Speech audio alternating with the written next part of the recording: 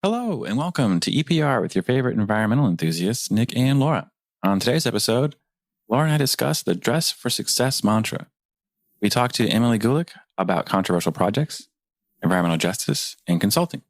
And finally, there is a lost city 2,300 feet underwater, close to the summit of an underwater mountain range west of the Mid-Atlantic Ridge. It's not a real city, mind you, but it is actually the largest and oldest hydrothermal vent system in the world. It is a series of vent towers that range from toadstool size all the way up to 200 feet. It's wildly impressive, so you should check it out online. Pretty cool stuff. Yeah, so there's photos of this? That sounds really cool. Heck yeah, they just discovered it I think like 10 years ago or so. But yeah, there may be a larger one out there somewhere, but this is the largest one they've ever found. So it looks like an underwater city, so to speak. So cool. I think this is where the snorks live. Anybody out there old enough to remember snorks? Yeah, what's a snork, Sam? Not a clue. Hit that music.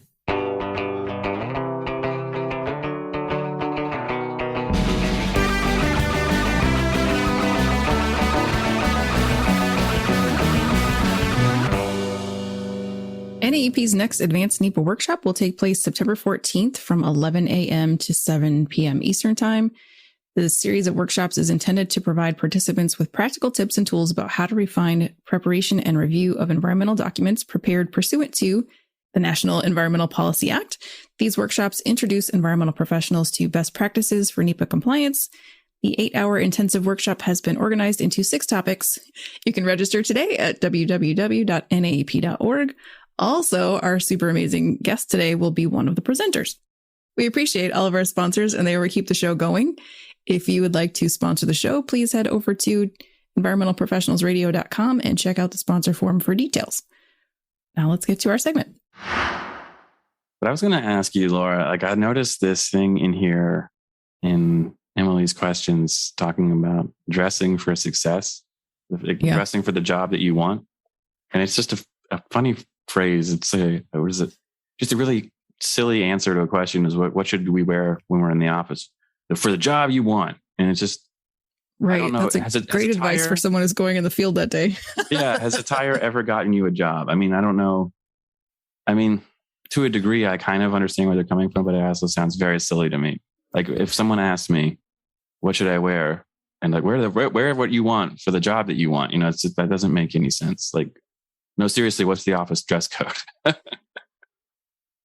Yeah, I know somebody who used to say that all the time, and she dressed like a frumpy old lady. And I was like, well, I don't know what job you're looking to get, but right. It's not the one that I want. Yeah, well, I mean, yeah. The first thing that popped in my head was librarian, and then I felt really bad for thinking that. Is that weird? I don't know. Yes. It looks like you'd like to be a greeter at Walmart. So how's that going for you in your job search? So there is a level of professionalism, I think, that is important when you're in an office setting, right? But that completely goes out the window in a field setting. It is, it's almost like, you should dress to survive more than you should for anything else.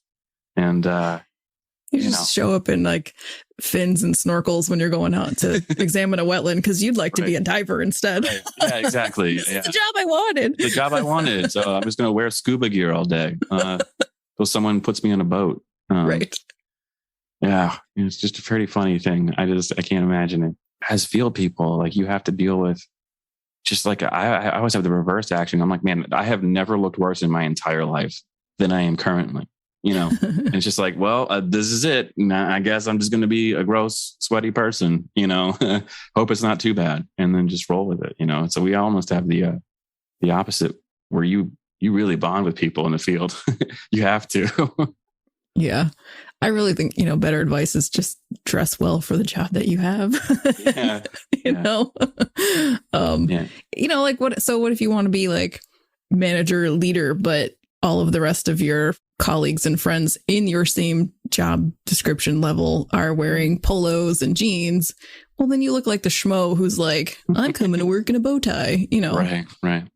Well, yeah. And there's it's funny. My brother used to say this thing to me because I remember when I was young, I got stressed about what I should wear. And he's like, look, no one's ever going to be like, oh, that guy overdressed. Ugh, gross.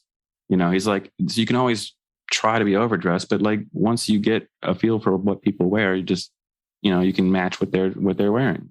You're thinking too hard, basically, is what he was telling me, Well, and what I don't like about it as a woman who does not like to wear makeup to impress people or heels and all of that, like, so if you're underhandedly telling me that if I want to have a certain type of job, I have to wear a certain type of clothes, then you're stereotyping and doing all kinds of stuff you shouldn't be doing. Right. Yeah. And it's probably not, it's just an off the cuff comment, I'm sure, but like it's, it's exactly right. Yeah. But it's exactly like, what is the meaning of it? Yeah. Yeah. You have to look professional. What does that even mean? What does that mean? Yeah. But I do particularly love Emily's response to it. So let's check out this interview. All right. Welcome back to EPR. Today we have Emily Gulick, environmental planner at Jacobs Engineering Group and NAEP member on the show. Welcome, Emily. Thanks so much for having me, you guys. Awesome. Thanks for being here. First off, I would just like to know, how are things going on your side of the country? Because we're all over here on the East Coast. Yeah, and the West Coast here, it's it's August timeframe. So we're entering like the end of tourist season. And I will say, for those who haven't been to San Diego, they say September is the best time to visit. Kids are all back in school and the weather is amazing. So if you're out here, let me know and we can meet up at the beach. That is good to know. I'm so glad I asked. We're really excited to have you here. And you were such a great example of an emerging professional with NAEP. And you've been with Jacobs for almost 5 years now, which seems crazy because I don't remember when we met, but it was a couple years ago. And it's been pretty awesome to see you progress in your career so quickly. But Jacobs does really great work and some really fun, interesting things. We've talked to Michelle Rao and some other people there, but why don't you tell us a little bit about the projects that you work on? Yeah, that sounds great. So like you mentioned, I'm an environmental planner at Jacobs. And within that, I really focus on the National Environmental Policy Act. And I work primarily with space and defense agencies, such as NASA and the National Science Foundation. So the work really varies all over the United States. Like, although I'm located here in California, I could work on projects in Nevada or Florida or anywhere from coast to coast. So those are just some examples of clients that I work closely with. Awesome. Well, that all, like I said, sounds like wonderful, amazing work. But we're curious, where did your love for nature and the environment come from? Did you have some sort of defining moment as you were growing up? Yeah, so the way I think about life is I don't think that there's one defining moment that really chooses your career trajectory or your life trajectory in general. However, I think it's like more of a sum of its parts. So, for example, though, I did grow up going to an expeditionary learning school during the elementary ages, and that really changed the way you think about the environment around you. So from that defining point in my life, I just kind of crafted my whole life to be interested in science and be interested in art and be curious about the way that the universe works and people work. And I really think that the environmental world is really multifaceted in the sense that you could go so many different directions with it, which is why I love environmental planning. It really challenges you to think very holistically about the challenges in life and only from a personal side and, the environmental issues that we deal with in this 21st century. And with that too, I still love to spend time outside. I mean, it's definitely a pivotal aspect of my life. So it's definitely infiltrated throughout my entire existence. Awesome. So you mentioned earlier that you didn't grow up in the California area. Where did you go? Was that school somewhere else? Yeah, I was located in Denver in Colorado. Very cool. Awesome. Yeah, it's too cool, actually. It's way too cool. Unbelievable. Jealous. And then, and on top of that, so you mentioned that you still like to be outdoors and stuff. You took a gap year between high school and college. Did you also do some outdoor stuff then? So I actually, probably to my parents' dismay, I should say, took a gap year after college. Oh. So between graduating and pursuing the workforce, I decided to take a gap year afterwards. And I think it really came down to wanting to make sure that when I entered the professional workforce, that I went in a direction that allowed me to find a job, rooting back to what we were just talking about, that found an equal balance of kind of art and science. And I wasn't really sure what that balance was at that time. So when I found environmental planning, I realized that, this is the answer for me. Very cool. So you've mentioned art and science a couple of times, which I love because I'm both environmental scientist and photographer and used to do other kinds of art. But do you do art too? Yeah, I love to draw. And I think art is kind of this unique term that people kind of throw around and always assume, you have to be putting pen to paper. But I think there's a lot of different ways you can make art in life. I think cooking is an example of art in this world. Of course, you could even say gardening. So I think it's just creativity would be a better term to use. Yeah, for sure. I know that on Instagram, the food art these days is getting insane. I follow so many people who are either baking, creating chocolatiers, like people making so much really cool, just like art out of food. And I'm like, oh, some of it, I'm like, how do you even eat that? Yeah. All right, cool. So then after that, you went to college at the University of Colorado Boulder, and you earned a bachelor's degree in environmental studies and geography.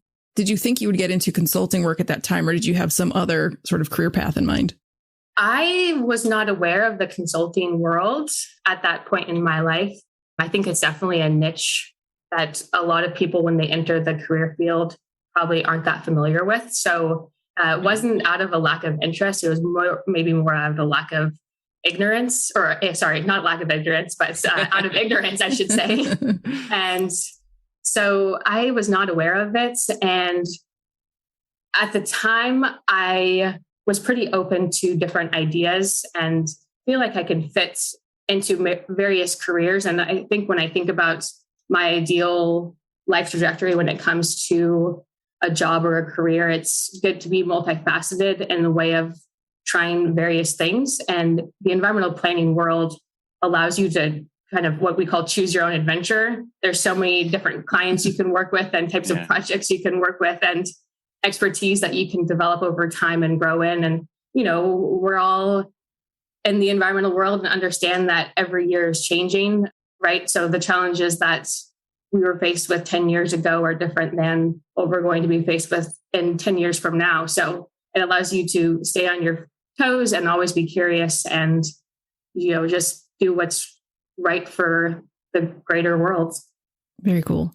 And so you mentioned that you didn't realize that consulting was an option, so to say. And I agree. I think that people in general don't really know what their options are after they graduate. Right. So what changed that? When did you sort of discover that there was this other world, or did, like our past guest last week, someone knock on your door and say, hey, you want to work at Jacobs?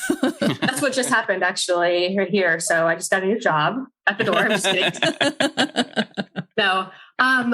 So I think I'm not afraid of taking risks, and this sounds weird, but I'm also not afraid of being rejected from a job. I think, and it sounds counterintuitive, and this is an embarrassing thing that I did, but after my gap year from school, after I decided to take a gap year after I graduated, which no one really does, because then you show up at a job interview and you have to explain what you've been up to the last year of your life. And, at the time I was 20 years old, 21 years old probably, and I was a little bit nervous about that.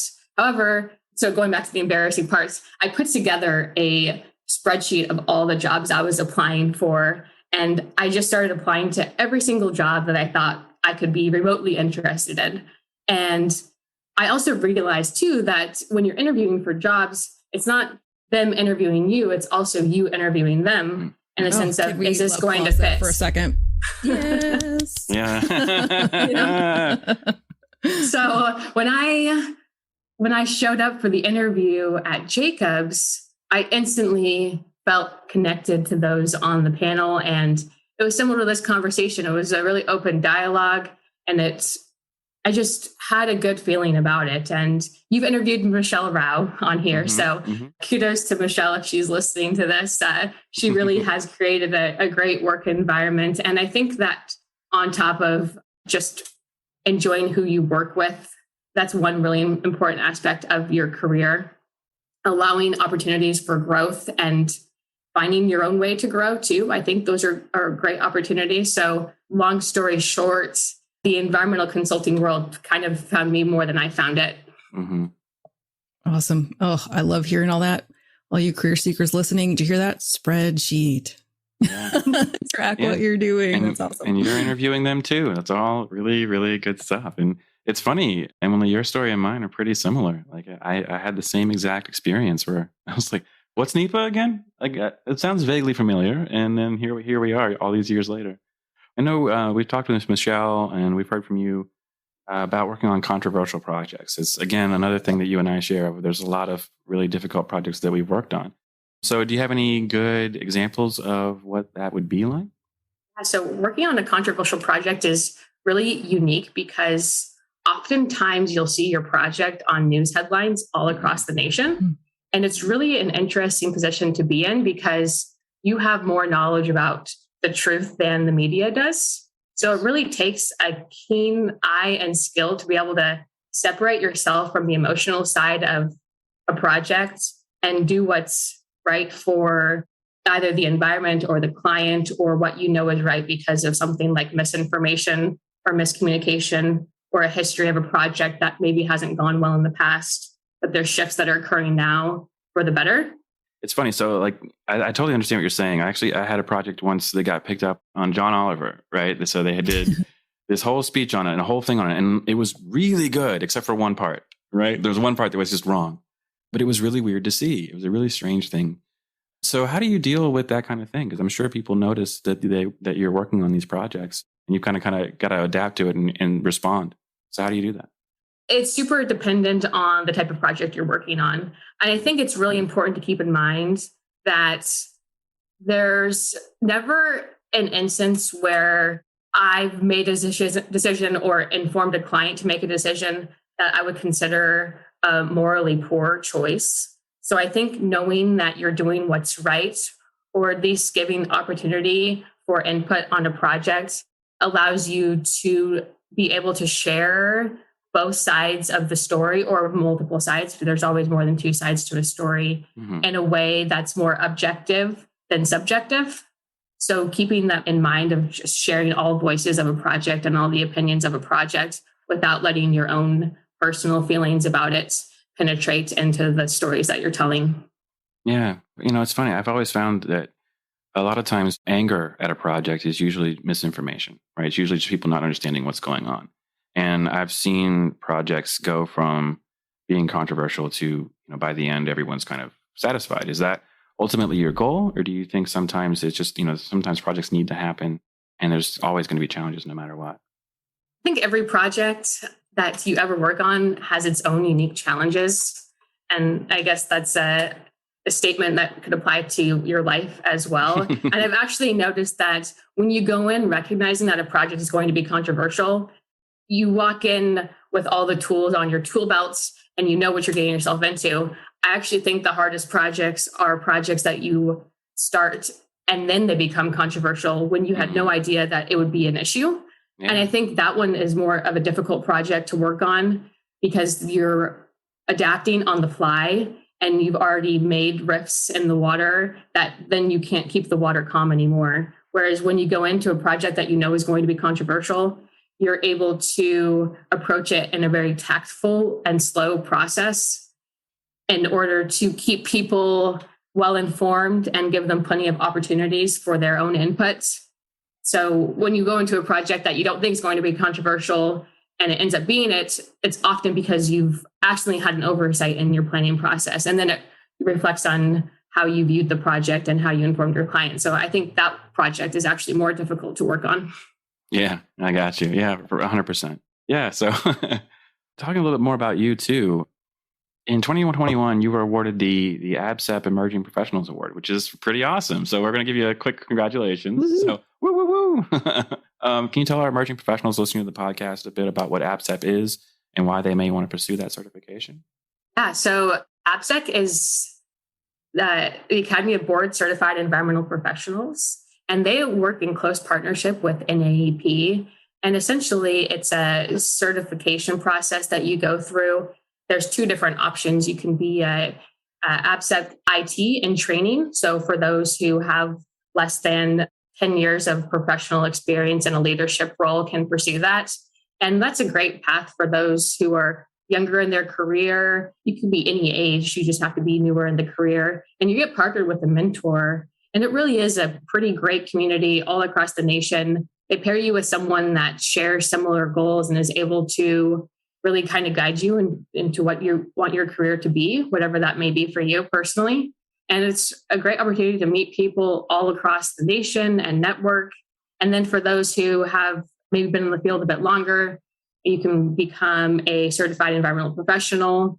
And that has had over 10 years of leadership experience. And honestly, it's a great environment for mentorship and that experience too. Yeah. And would you say that like going through that certification process was something you contribute to your career success? Or if you had other examples of that as well? I would say it has contributed to my career success. It's definitely connected with people who I maybe wouldn't have connected with without that opportunity. Yeah. And so what else have you, so you're an environmental planner and we have a lot of those listening to the show. So what other advice would you give for those who are looking to get into consulting?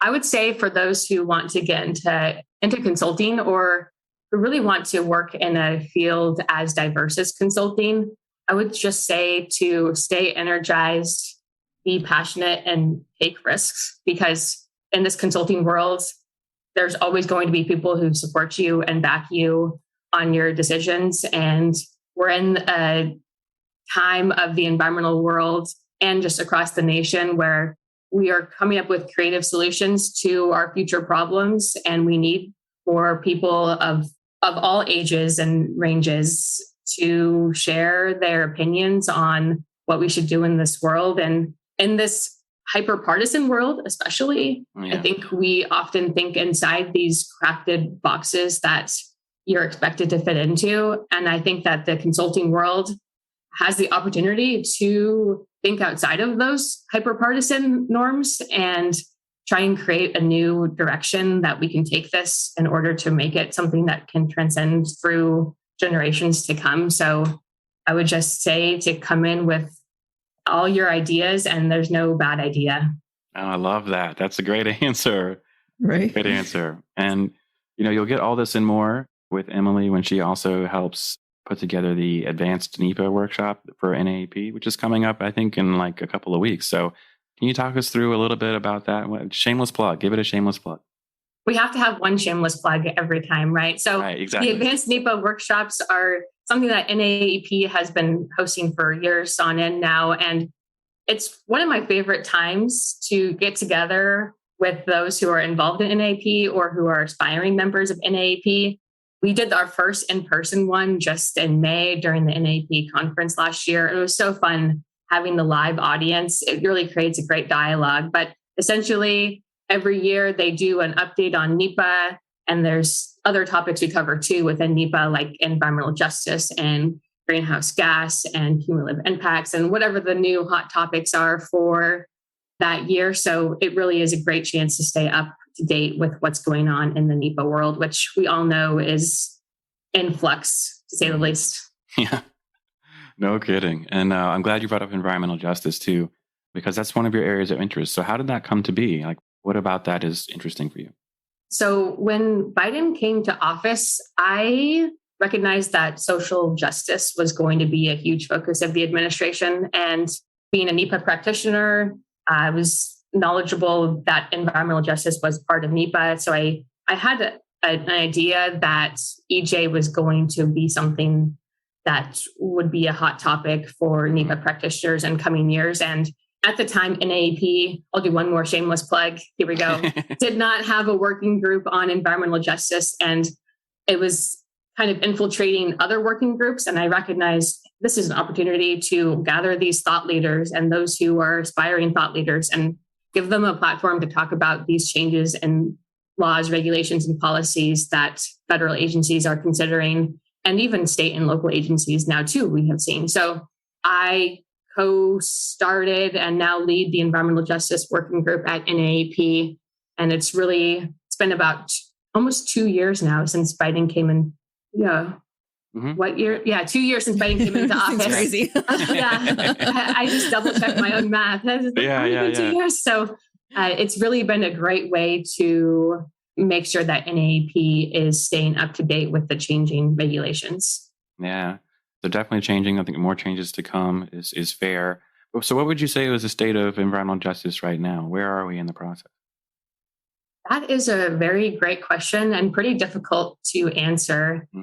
So I feel like it's necessary just to give a bit of backstory about environmental justice as well for those listeners. So right out the gate, the administration issued a handful of executive orders focused on what they called a whole of government approach to advancing environmental justice. And since then, there has been some movement, but I actually think that the EJ movement right now is suffering from some growing pains for a few different reasons.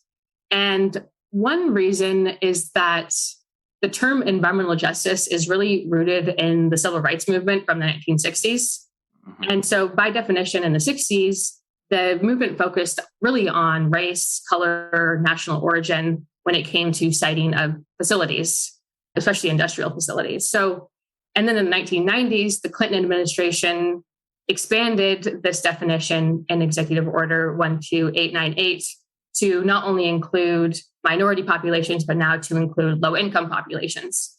And then most recently, the Biden administration has made some moves to potentially remove race as an indicator when it comes to a lot of opportunities for funding and what they define as a disadvantaged community, in the sense that they will not include race as an indicator. And, you know, I think this goes back to how we define the term environmental justice. And I think that our current administration is working to create a definition that is consistent, that can be applied to the whole nation. And I really think that they're faced with a really difficult challenge for a single definition. You know, it's hard to pinpoint how the communities in, say, Appalachia feel, and how communities in the Navajo Nation feel, and how communities in Chicago feel, and give them one definition that's representative to them all. And with that too, you know, what's considered a burden in one community could be considered a benefit in another community. So knowing what the difference is for each one of those communities is something that is a really difficult task. And creating a definition that's incorrect could actually be a disservice to all communities. So I think we're really patiently waiting on our toes to see what the next year brings, you know, with the revisions to Executive Order 12898 and how the Justice 40 initiative rolls out. When we see agencies, what they call scorecards, which are basically environmental justice report cards that are an annual requirement. So I really think we are waiting. And I don't think that there's a one size fits all approach to environmental justice. Going back to talk about controversial projects, it really takes understanding the community that you're working in to make sure you understand their unique voices and do what's best in that individual case. So I'm really looking forward to seeing what the next year brings, and we'll just sit and wait patiently. Yeah. Emily, wow, that was an amazing response. Too good. If you could well make it oh my worse, gosh. actually redo it and make it worse. Listen, y'all, she was not reading that. That was amazing. I'm so glad you're working on this stuff. Awesome. So all you people who are interested, join the NAP working group with Emily, because she knows her stuff here. You almost broke our cursing rule. I heard you. I almost did. I went with stuff. I'm good. If my voice cut out on that one, I'll be very sad. No, you're good. Oh, sorry, we missed that. Can you do that over? Yeah. It's so weird. She starts crying and walks away. No. All right, cool. Well, now it's time for field notes, where our listeners. Yes, we actually would love if our listeners shared some of their field notes with us, but where our guests share interesting or memorable experiences during their time in the field with us. So, Emily, you do plenty of NEPA work and other things. Any field stories you'd like to share with us? Well, I have one story that is just a funny one-off that maybe I put in my show notes. But anyway, I sometimes have a sense of humor, just sometimes. And I was, my dad is an engineer, and I was working for this engineering company. And I was just trying to test the waters of how my boss at the time would respond to some jokes. And I remember we were talking about what to wear to the office, because at this point in time, I was going into the office, and we had the quintessential conversation of dress for the job that you want.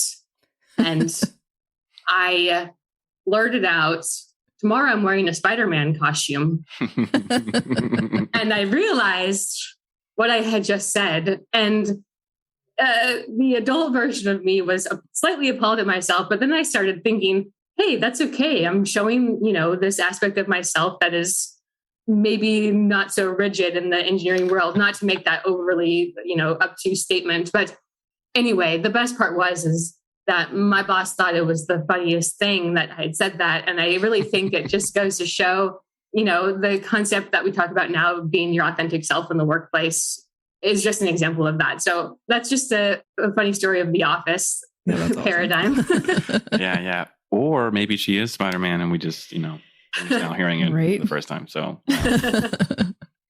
that's pretty funny. That's great. How about any celeb encounters? I've had no actual celeb encounters. However, I've had what I deemed as a very close celebrity encounter.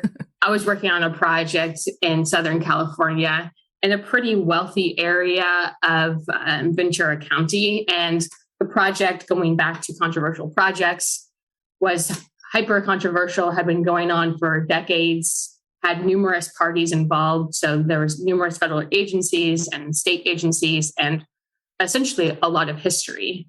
And what's unique, talking about public outreach, is this was a very wealthy community and they used leverage from celebrities, in particular Kim Kardashian, to create a large voice about the project and the public meetings. And at this point in my career, this was my very first public meeting that I'd ever attended. I was about a year in to my job at the time, and my team thought it would be a good idea to have me be the front person who greeted people and handed out flyers and made sure everyone was signed in. So my naive self was hanging out in the front of this pretty loud public meeting. And in my mind, we all had expectations that there could be a high chance that Kim Kardashian and Kanye West walk in the door. So I don't have a selfie with either one of them. Sadly, they did not show up. I think they would have more disrupted the meeting, but it was a great close encounter that I'm sure will happen again in the future. The more people use social media for outreach and advocacy, the more often those people could show up to public meetings. And, I work on very controversial projects that penetrate all across the nation. So you never really know what social media will bring to your projects. Gosh, that's true. Oh, it's so true. And it's funny. I love that you almost that's great. I almost met someone famous. And, but no, you're totally right. That's actually really, really fascinating. The aspect of like where social media will take us is, I know you've seen this, and typically when we work on an EPA project, right, we have to do some kind of outreach. And in general, historically, it's been newspapers. But, as we become more and more digital, what a newspaper even is has changed. And so how do you see the future of outreach going? Like where we talk about what other avenues are we actually going to be putting these projects out for public consumption? Because, newspaper isn't it anymore. Oh, I agree, Nick. And I think let alone newspapers not being in, printed newspapers are definitely not in at all. Right. And when you talk about wanting there to be equal opportunity for everyone to hear about public meetings, I think if you were to solely rely on newspapers, you would hit maybe a subset of that community. But I think you really have to think creatively at other concepts for outreach. I would say social media is probably what is going to be used in the future. And I think it might be a slow transition, and I'm not entirely sure what that would look like. However, I do think we need to think of better ideas for outreach, or maybe not better ideas, but multiple ideas. Yeah, I totally agree. Like you say, it's a holistic approach to a project. It's not just one, there's no one answer. And so I like that a lot too. But I love that you mentioned talking about being your authentic self at work. And I think one of the goals of this show is to really show people that authentic self when we interview people. So we love to ask about hobbies too. So it's not just about what you do at work, but you have a lot of things going on. What do you do to relax? What do you do for fun? Well, I kind of consider myself as someone who has kind of like a restless amount of energy. So I'm always dabbling in a lot of different things at once. During COVID, I realized I needed somewhere to channel some excess energy.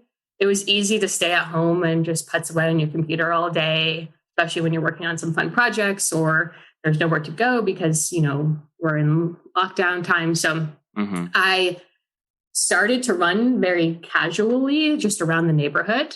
And then I realized, I would run to go see the sunset, for example. I would have these little goals of places I wanted to go see. And it was all very desolate at the time. So it was actually pretty peaceful to run and get some fresh air. Talk about great weather in San Diego. Very lucky to be in a place where I could do that year round at that time. So I started racking up more miles on my running shoes week after week.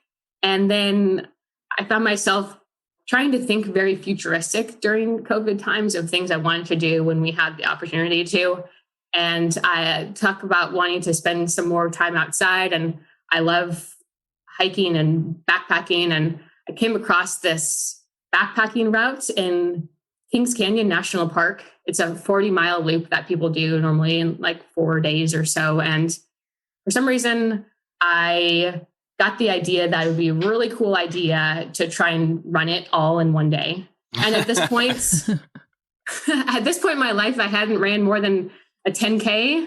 So it was definitely an objective that felt very forward thinking. And naturally, I wanted to pull in a friend. So I casually asked her if she wanted to join me, and she was in. So next thing I knew, I had a training partner and a friend who was interested, and a beautiful place and something to think about in the future. And it really helped keep me sane and channel my energy from an athletic standpoint. So we had planned to do this run actually in 2021.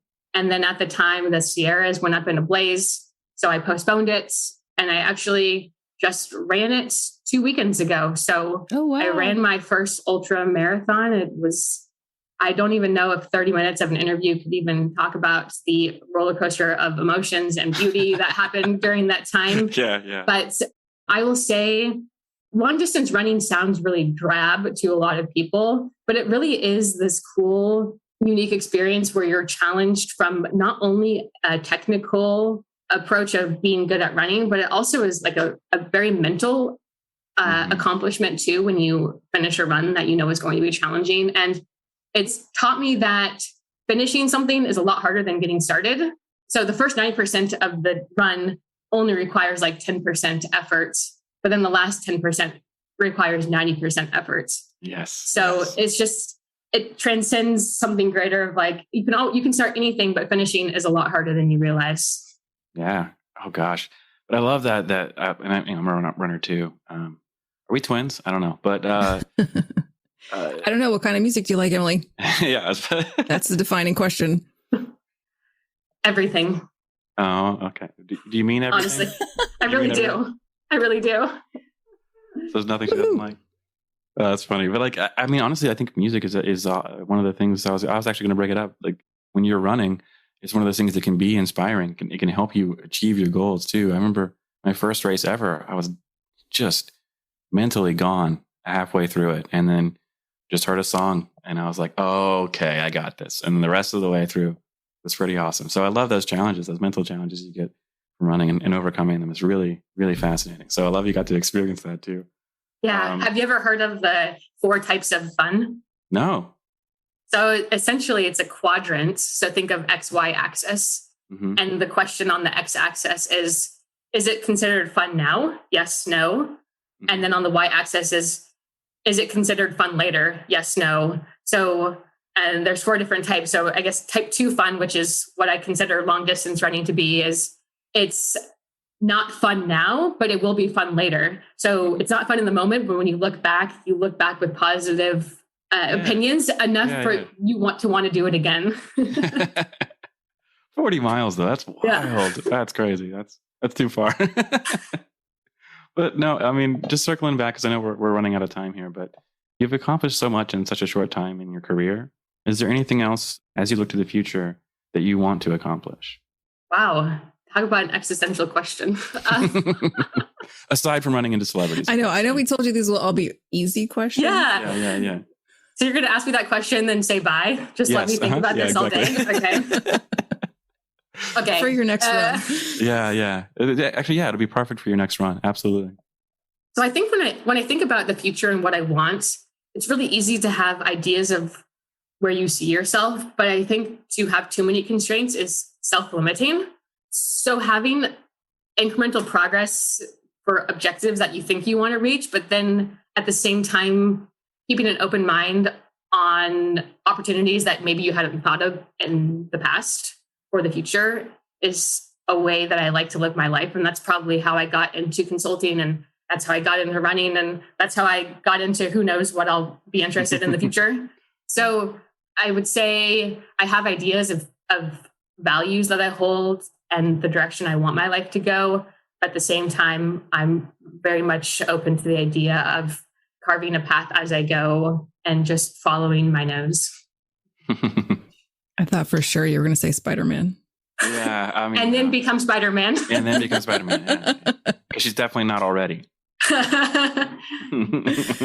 Oh, well, this has been so much fun, and we are almost out of time. Is there anything else you wanted to talk about we didn't mention? No, you guys covered all the bases. It's fun. There was definitely some hard questions in there the whole time. So I have to say they were a little bit tougher than normal. Yeah, but you aced all of them. Yeah, it's just me. It's my fault. Blame me. I guess if we have a moment for like me talking about one project that I could probably talk about. So I'm working on a pretty controversial project in Hawaii, and we've talked a lot about public engagement and outreach, and I would really say this is like the quintessential project of developing unique outreach approaches, which I think is very interesting. And I'm excited to see the direction it goes. And on top of doing work that for a space agency, the 30-meter telescope is something that has been on the news for the last decade or so. And, it's a class of what they call the extremely large telescope. And it would allow us to see deeper into space and observe the cosmos with the unprecedented sensitivity to the environment. So this summer in particular, we've all been, seeing the new photos out of the James Webb telescope, which is really impressive. If this new telescope were to be built, which the decision has not been made at this time, but if it were to be, it would actually be 4 times sharper than the photos coming out of James Webb. So just be able to work on a project that is the epitome of, new generation of technology is really interesting. And then also working on a project that is the epitome of a controversial project when it comes to outreach is also really interesting. And the client has been wonderful to work with. And I'm really looking forward to continuing to work on that project over the next couple of years. So I haven't been so entranced with views of the sky like I have this summer. Right. Those photos, actually, I have one that's my desktop photo on my computer now, but I've always liked space. Actually, my dad was in aerospace engineering. So he used to wake me up at like 4 a.m. to watch, on TV launches out of the Eastern range. And I never really realized that you could do environmental work for NASA or, or these space agencies. So it's really like the conversions of 2 worlds: science, space, environment. Well, no. So yeah, that's absolutely awesome. It's a really unique and interesting project. And it's interesting too, the community is going to be really involved, and there's going to be a lot more coming from that. So we'll be excited to see your project in the news and see how it goes. Yeah, thanks so much, Nick. And last question, where can people find you? You can find me on LinkedIn at Emily Gulick. Awesome. Thank you so much for joining us today. Yeah, thanks so much for having me. Appreciate it. That's our show. Thank you, Emily, for joining us today. Please be sure to check us out each and every Friday. Don't forget to subscribe, rate, and review. See you, everybody. Bye.